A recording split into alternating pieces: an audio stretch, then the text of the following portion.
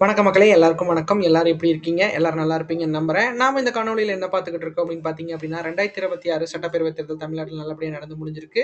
So இந்த தேர்தல்ல பார்த்தீங்க அப்படின்னா, நம்ம தமிழக வெற்றிக் கழகம் வெற்றி பெற்றிருக்காங்க. ஸோ தமிழக வெற்றிக் கழகத்த பொறுத்தளவுக்கு எந்தெந்த தொகுதிகள்ல பெரும்பான்மையோட வெற்றி பெற்றிருக்காங்க, எந்தெந்த தொகுதியில தோல்வி அடைஞ்சிருக்காங்க அப்படிங்கிறத பார்க்கலாம். திராவிட கட்சிகள் எங்கெல்லாம் வாக்குகள இழந்திருக்காங்க அப்படிங்கிறதையும் நம்ம பார்க்கலாம்.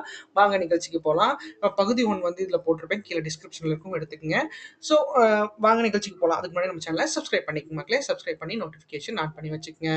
அந்த வகையில விருதுநகர் மாவட்டம் பார்த்துட்டு இருக்கோம். விருதுநகர் மாவட்டத்தில் திருச்சுழி தேர்தல் நிறுவனங்கள் பார்த்துடலாம். திருச்சுழியை பொறுத்தளவுக்கு பார்த்தீங்க அப்படின்னா, ஆண்கள் 1,392 பேரும், பெண்கள் 1,04,896 பேரும், மூன்றாம் பாகத்தில் 13 பேரும், ஆக மொத்தம் 2,05,301 பேரும் வாக்காளர்களா பதிவு பெற்றிருக்காங்க. 2026 வாக்குப்பதிவு பொறுத்தமட்டில் பார்த்தீங்க அப்படின்னா, 1,80,825 வாக்குகளும் 88.10% இந்த இதில் வாக்குகள் பதிவாயிருக்கு அப்படிங்கிறது குறிப்பிடத்தக்கது. அந்த வகையில இந்த தொகுதியில பார்த்தீங்க அப்படின்னா, முன்னாள் அமைச்சரா இருந்த தங்கம் தென்னரசு அவர்கள் திமுக சார்பில் போட்டிட்டு இருக்காரு. திமுக சார்பில் போட்டியிட்டு 41.40%, 75,085 வாக்குகளும் பெற்றிருக்கிறாங்க. அடுத்து தமிழக வெற்றி கழகம் சார்பில் சமயன் அவர் போட்டிட்டு இருக்காரு. அவர் 34%, 61,600 வாக்குகளும் பெற்றிருக்கிறாங்க. அடுத்து அதிமுக சார்பில் எம்.எஸ்.ஆர். ராஜவர்மன் அவர் போட்டிட்டு இருக்காரு. அவர் 14.10%, 25,551 வாக்குகளும் பெற்றிருக்கிறாங்க.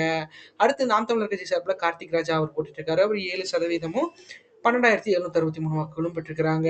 ஆக மொத்தத்துல திமுகவோட வெற்றி வாக்கு வித்தியாசங்கள் திருச்சூழியை பொறுத்தளவுக்கு 13,485 வாக்குகளும் 7.5% இந்த இடத்துல வாக்குகள் இருக்கு அப்படிங்கிறது குறிப்பிடத்தக்கது. அந்த வகையில திருச்சுழி கடந்த 5 தேர்தலில் எப்படிப்பட்ட வாக்கு சதவீதங்கள் கடந்து வந்திருக்கு அப்படிங்கிறத நம்ம பார்க்கலாம். திருச்சுழியை பொறுத்தளவுக்கு டிஎம்கே கூட்டணி எப்பயுமே ஸ்ட்ராங்கா இருந்திருக்காங்க மக்களே. ஏன்னா இந்த இடத்துல தங்கம் தென்னரசு அவர்கள் மிகப்பெரிய அளவில் வந்து ஒரு ஆளுமையா இருக்காரு. ஸோ அதனால இந்த இடத்துல வந்து வாக்குகளை மிகப்பெரிய அளவில் ஹோல்ட் பண்ணி வச்சிருக்காரு. ஏன்னா கடந்த தேர்தல் ஒப்பிறப்ப இந்த தேர்தலில் ஒரு சமமான வாக்குகள் தான் பெற்றுக்கிறாங்க. ஆனா பார்த்தீங்க அப்படின்னா இது வந்து போன தடவை வந்து ராமநாதபுரம் மக்களவைத் தேர்தலுங்காட்டி கொஞ்சம் ஓபிஎஸ் அவர்களுக்கு போச்சு. ஓபிஎஸ் மறுபடியும் வந்து திமுகவுக்கே வந்தங்காட்டி பார்த்தீங்க அப்படின்னா, அந்த வாக்குகள் அப்படியே இருந்திருக்கு அப்படிங்கிறதும் நம்மளுக்கு பார்த்த உடனேயே தெரியுது. அடுத்து டிவிகே கூட்டணியை பொறுத்தளவுக்கு டிவிகே பொறுத்த மட்டும் பார்த்தீங்க அப்படின்னா தனிச்சு தான் போட்டிட்டாங்க. டிவிகே பொறுத்த மட்டும் பார்த்தீங்கன்னா 34% வாக்குகள் வாங்கி தொடங்கி வச்சிருக்கிறாங்க. அடுத்து ஏடிஎம்கே கூட்டணி பொறுத்தளவுக்கு பார்த்தீங்க அப்படின்னா 2016 இருந்து 2021, 2026 வரைக்கும் இங்க இந்த தொகுதியில் தங்கம் தென்னரசு அவர்களை பீட் பண்ணவே முடியல. ஏன்னா திருச்சூழலை பொறுத்தளவுக்கு அவர் மிகப்பெரிய அளவில் வந்து ஒரு மாற்றமோட இருக்காரு. ஸோ அதை வந்து மாற்றம் ஏற்படுறதுக்கு வாய்ப்புகள் குறைவு. ஸோ அதனால பார்த்தீங்க அப்படின்னா செல்வி ஜெயலலிதா அவங்க இருந்த காலகட்டத்திலே 40% தான். அப்புறம் அம்மா இறந்ததுக்கு அப்புறம் எடப்பாடி பழனிசாமி அவர்களும் ஓபிஎஸ் அவர்களும் இணைந்தப்ப 27.20, அப்புறம் இபிஎஸ் அவர்கள் வந்து தனிமையா இருந்தப்போ 14.10. ஸோ இந்த இடத்துல வாக்குகள் மிகப்பெரிய அளவில் வந்து மாற்றம் ஏற்பட்டிருக்கு அப்படிங்கிறதையும் நம்மளால பார்க்க முடியுது. அடுத்து நாம் தமிழர் கட்சி பொறுத்தளவுக்கு பார்த்தீங்க அப்படின்னா 0.50%, 4.47, 8%, 10.10% ஏர்முகத்திலே இருந்த திருச்சூழியில் பார்த்தீங்க அப்படின்னா 7% மீண்டும் குறைச்சிருக்கு. ஸோ நல்ல வாக்குகள் தான் எனக்கு தெரிஞ்சு. இதெல்லாம் வந்து நாம் தமிழர் கட்சியோட மிகப்பெரிய அளவில் வந்து ஒரு மாற்றம் ஏற்படுத்தக்கூடிய ஒரு வாக்குகளாக இது இருந்திருக்கு அப்படிங்கிறதையும் நம்மளால பார்க்க முடியும். ஏன்னா 7%ங்கிறது இந்த 3 கூட்டணியில வந்து ஏன்னா இந்த 3 முகங்கள் அடித்துக்கிறப்போ கிட்டத்தட்ட பார்த்தீங்க அப்படின்னா வாக்குகள் 2-3% கூட குறைஞ்சிருக்கு. ஸோ இந்த தொகுதிகள்லாம் வந்து கொஞ்சம் ஏறி இருக்கு அப்படிங்கிறது நாம் தமிழருக்கு ஒரு நல்ல பாசிட்டிவான வைப்பாக இருக்கும் அப்படிங்கிறதுல எந்த ஒரு ஐயமும் இல்லை. அடுத்து அந்த வகையில் ராஜபாளையம் தேர்தல் முடிவுகள் பார்த்துடலாம். ராஜபாளையம் பொறுத்தளவுக்கு பார்த்தீங்க அப்படின்னா, ஆண்கள் 1,04,740 பேரும், பெண்கள் 1,09,421 பேரும், மூன்றாம் பாலினத்தினர் 31 பேரும், ஆக மொத்தம் 2,14,192 பேரும் இந்த இடத்துல வாக்காளர்களா பதிவு பெற்றிருக்காங்க. 2026 வாக்குப்பதிவு பொறுத்தமட்டில் பார்த்தீங்க அப்படின்னா 1,82,267 வாக்குகளும் 85.10% இந்த இடத்துல வாக்குகள் பதிவாயிருக்கு அப்படிங்கிறது குறிப்பிடத்தக்கது. அந்த வகையில் இந்த தொகுதியில் பார்த்தீங்கன்னா இதுவும் மினிஸ்டர் தொகுதி. ஸோ இதுலேயே பார்த்தீங்க அப்படின்னா விருதுநகர்ல 2 மினிஸ்டர் குடுத்துருக்காங்க. அதுவும் 2மே லேடீஸ்க்கு குடுத்துருக்காங்க, விமென்ஸ்க்கு. ஸோ நல்ல விஷயம். ஸோ அந்த வகையில தமிழக வெற்றி கழகம் சார்பில இந்த இடத்துல வெற்றி பெற்றிருக்காங்க. தமிழக வெற்றி கழகம் சார்பில ஜெகதீஸ்வரி அவர் போட்டிட்டு இருக்காங்க. அவங்க 35.80%, 65,548 வாக்குகளும் பெற்றிருக்கிறாங்க. அடுத்து திமுக சார்பில தங்கபாண்டியன் அவர் போட்டிட்டு இருக்காரு. அவர் 30%, 54,943 வாக்குகளும் பெற்றிருக்கிறாங்க. அடுத்து பாஜக சார்பில, அதாவது அதிமுக கூட்டணியில் பாஜக சார்பில பிரிஜில்லா பாண்டியன் அவர் போட்டிட்டு இருக்காங்க. இவர் ஜான் பாண்டியன் அவங்களோட அந்த அந்த கட்சி சார்பில் நின்றுப்பாங்கன்னு நினைக்கிறேன்.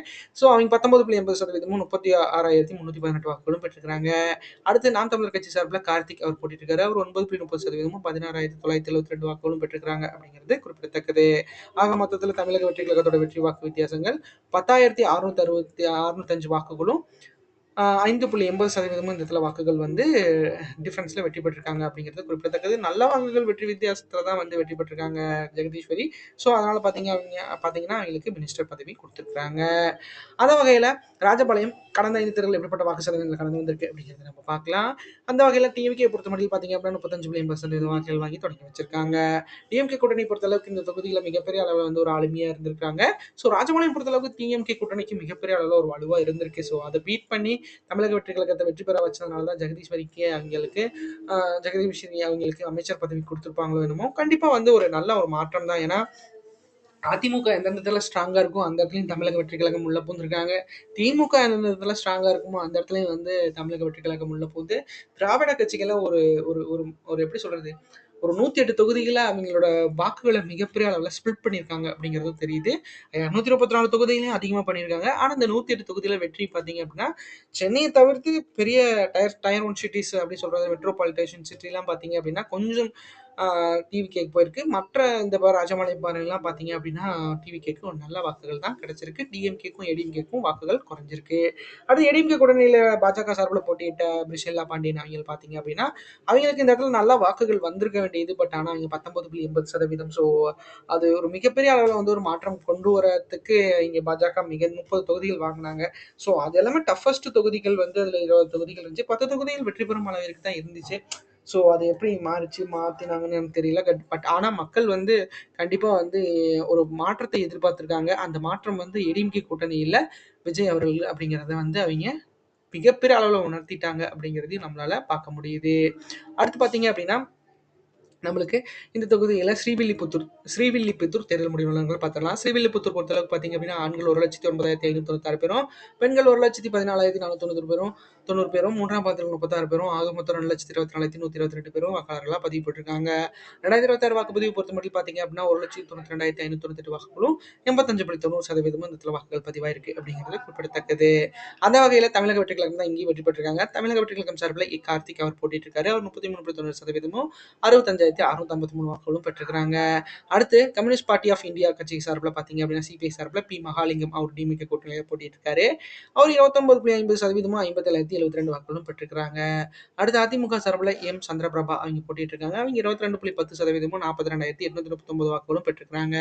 அடுத்து நாம் தமிழர் கட்சி சார்பில் கரிகால பாண்டியன் அவங்க போட்டிட்டு இருக்காங்க. 6.9%, 13,274 வாக்குகளும் பெற்றிருக்கிறாங்க. ஆக மொத்த தமிழக வெற்றி கழகத்தோட வெற்றி வாக்கு வித்தியாசங்கள் 7,581 வாக்குகளும் 4.5% இந்த இடத்துல இருக்கு. இந்த ஸ்ரீவில்லிபுத்தூர் தொகுதியில் இருக்கு. ஏன்னா ஸ்ரீவில்லிபுத்தூர் பொறுத்தளவுக்கு அதிமுகவோட மிகப்பெரிய அளவில் ஆளுமையான தொகுதி. ஸோ அதையும் வந்து பீட் பண்ணியிருக்காங்க. விருதுநகர் மிகப்பெரிய அளவில் டோட்டல் வாஷ் அவுட் பண்ணியிருக்காங்கன்னு நினைக்கிறேன் அதிமுக கூட்டணியை. ஸோ அது நடந்திருக்கு அப்படிங்கிறதையும் நம்மளால மறக்க முடியாத உண்மையா இருக்கு. அந்த வகையில் ஸ்ரீவில்லிபுத்தூர் கடந்த 5 தேர்தலில் எப்படிப்பட்ட வாக்கு சதவீதங்கள் கடந்து வந்திருக்கு அப்படிங்கிறத நம்ம பார்க்கலாம். தமிழக வெற்றி கழகத்தை பொறுத்தளவுக்கு 33.90% வாக்குகள் வாங்கி தொடங்கி வச்சிருக்காங்க. அடுத்து டிஎம்கே கூட்டணியை பொறுத்தளவுக்கு இந்த தொகுதியில் வந்து அவங்க வெற்றிங்கிறது மிகப்பெரிய அளவில் எதிர்பார்க்காத ஒன்றா இருந்திருக்கு.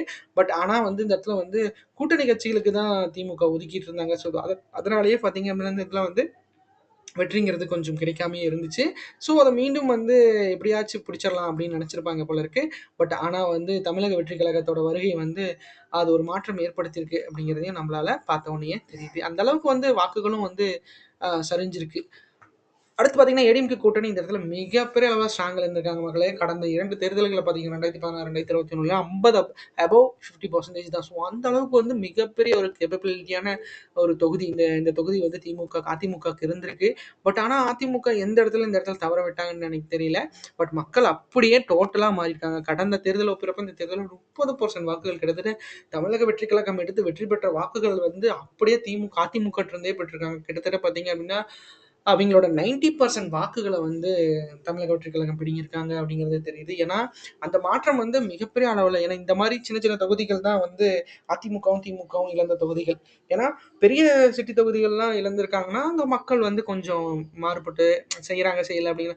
ஆனால் கிராமப்புறங்கள்லையும் மிகப்பெரிய அளவில் இழந்திருக்காங்க அப்படிங்கிறத வந்து என்னால் டைஜஸ்ட் பண்ணிக்க முடியல. அந்த அளவுக்கு வந்து ஏடிஎம்கே மேலேயும் டிஎம்கே மேலேயும் மிகப்பெரிய அளவில் வந்து ஒரு ஒரு மக்கள் வந்து மிகப்பெரிய அளவு வெறுப்புல இருந்திருக்காங்களோ என்னமோ எனக்கு தெரியல. பட் ஆனா இதெல்லாம் வந்து ஒரு மாற்றம் ஏற்பட்டிருக்கு அப்படிங்கிறதையும் நம்மளால பார்க்க முடியுது. அந்த மாற்றம் மிகப்பெரிய அளவுல இருந்திருக்கு மக்களே. நாமளும் யோசிக்க வேண்டியது நல்லது செஞ்சா நல்லது நடக்கும்னா, கண்டிப்பா நடக்கும். இப்ப திமுகவுக்கு அது நடக்கல அப்படின்னா, அதுக்கு ஒரு காரணம் இருந்திருக்கலாம். பட் ஆனா வந்து தமிழக வெற்றிக் கழகம் அத தக்க வச்சுக்கணும். மிகப்பெரிய அளவுல வந்து அங்க ஒரு மாற்றம் குடுக்கணும் அப்படிங்கிறதையும் நான் ஆசைப்படுறேன். அந்த வகையில நாம் தமிழர் கட்சியை பொறுத்தளவுக்கு 2.2% வாக்குகள் வாங்கி 15.50% வாக்குகள் வாங்கி உயர்ந்திருக்காங்க. மிகப்பெரிய வாக்குகள் வாங்கியிருக்காங்க மக்களே. ஸோ அப்படியே வந்து 6.9 குறைஞ்சிருக்கு. இந்த தடவை வந்து ஒரு 40, 50% வாக்குகளை இழந்தாலும் அந்த வாக்குகள் வந்து அந்த அளவுக்கு வந்து குறை சொல்ல முடியாது. பட் ஆனா அது தோல்வி தானே. 10% வாங்கினது மிகப்பெரிய அளவுல ஒரு மாற்றம் இல்லாம போயிருக்கு அப்படிங்கிறதையும் நம்மளால பார்க்க முடியுது. பார்க்கலாம் அது எந்த மாரி எப்படி இருக்க போகுது, என்ன பண்ண போறாங்க அப்படிங்கிறத நம்ம பொறுத்திருந்து பார்க்கலாம். ஏன்னா இன்னும் நம்மளுக்கு வந்து நாட்கள் நிறைய இருக்கு. இன்னும் 5 வருட தேர்தல்ல அதிமுகவும், திமுகவும் வேற எப்படி வந்து யூஸ் பண்ண போறாங்க அவங்களோட இது அப்படிங்கிறத நம்ம பொறுத்திருந்து பார்க்கலாம். இந்த காணொலி உங்களுக்கு ரொம்ப பிடிச்சிருக்குன்னு நினைக்கிற மக்களே, நம்ம சேனல் சப்ஸ்கிரைப் பண்ணுங்க, லைக் பண்ணுங்க, ஷேர் பண்ணுங்க, கமெண்ட் பண்ணுங்க. நம்ம ஒவ்வொரு தொகுதியா நம்ம ஒவ்வொரு வாரியா வந்து ஒவ்வொரு மாவட்ட வாரியா போட்டாச்சு மக்களே. கண்டிப்பா அது உங்களுக்கு பிடிக்கும். அடுத்த ஒரு நாள் எனக்கு தெரிஞ்சு தேர்தல் வந்து அடுத்து உள்ளாட்சி தேர்தல் வருது, பட்ஜெட் இருக்கு. ஸோ தேர்தலோட அனலைஸும் ஒரு பக்கம் இருக்கட்டும், நம்மளோட ஹெல்த்தும் இருக்கட்டும், நம்மளோட நம்மளோட இனோவேஷன்ஸ் இருக்கட்டும். நிறைய இடத்துல வந்து உங்களுக்காக டேட்டாஸ் ரெடி பண்ணிட்டு இருக்கேன். கண்டிப்பா அது உங்களுக்கு பிடிக்கும்னு நம்புறேன். ஏன்னா நம்மளோட டேட்டாஸ் எனக்கு தெரிஞ்சது படியும் உங்களுக்கும் தெரியும், என்னோட சப்ஸ்கிரைபர்ஸ்க்கும் தெரியணும், இங்க பாக்குற எல்லாத்துக்கும் தெரியணும் அப்படிங்கிற ஒரு எனக்கு நான் நினைச்சதை உங்களுக்கு கொடுக்கணும்னு நினைச்சேன். அதில் நான் வெற்றி பெற்றுட்டேன்னு நினைக்கிறேன். கண்டிப்பா எங்களோட இணைந்திருங்க. நன்றி, வணக்கம்.